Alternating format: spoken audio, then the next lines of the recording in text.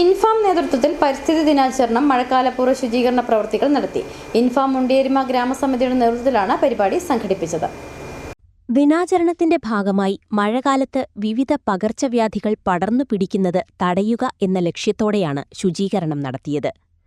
മുണ്ടിയേരിമ ഉറവയ്ക്കൽ road വൃത്തിയാക്കുകയും plastic മാലിന്യങ്ങൾ നീക്കം ചെയ്യുകയും ചെയ്തു. പരിസ്ഥിതി ദിനാചരണത്തിന്റെ ഉദ്ഘാടനം ഇൻഫാം മുണ്ടിയേരിമ കാർഷിക taluk രക്ഷാധികാരിയും assumption Forane വികാരിയുമായ father Philip വട്ടയത്തിൽ ഉദ്ഘാടനം ചെയ്തു. 2026 പരിസ്ഥിതി ദിനാചരണത്തോടനുബന്ധിച്ച് ഇൻഫാം മുണ്ടിയേരിമ ഗ്രാമസമിതിയുടെ നേതൃത്വത്തിൽ മുണ്ടിയേരിമ ഉറവയ്ക്കൽ റോഡിൻ്റെ വശങ്ങൾ വൃത്തിയാക്കുകയും അവിടുത്തെ പ്ലാസ്റ്റിക് മാലിന്യങ്ങൾ ശേഖരിച്ച് സംഭരിച്ചു വയ്ക്കുകയും ചെയ്യാം. പരിസ്ഥിതി ദിനാചരണം വളരെ പ്രധാനപ്പെട്ട ഒരു ദിവസമാണെന്ന് നമുക്കറിയാം.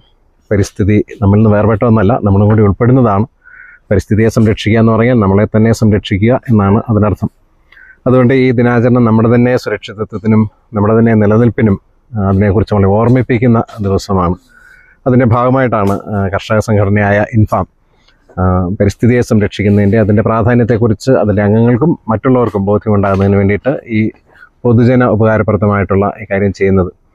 ഗ്രാമസമിതി പ്രസിഡന്റ് സിബിച്ചൻ പുത്തൻപുരയ്ക്കൽ, ഇൻഫാം മുണ്ടിയേരിമ കാർഷിക താലൂക്ക് കോർഡിനേറ്റർ സാജൻ ഏബ്രഹാം, മഹിളാ സമാജം ഭാരവാഹികളായ സിസ്റ്റർ ജീന തെരേസ് SH, സൂസി പ്ലാപ്പറമ്പിൽ, ടിൻഡു കായംകാട്ടിൽ, ഷൈനി ആശാരിപ്പറമ്പിൽ, ബിനോയ് പുള്ളോലിൽ തുടങ്ങിയവർ പരിപാടികൾക്ക് നേതൃത്വം നൽകി.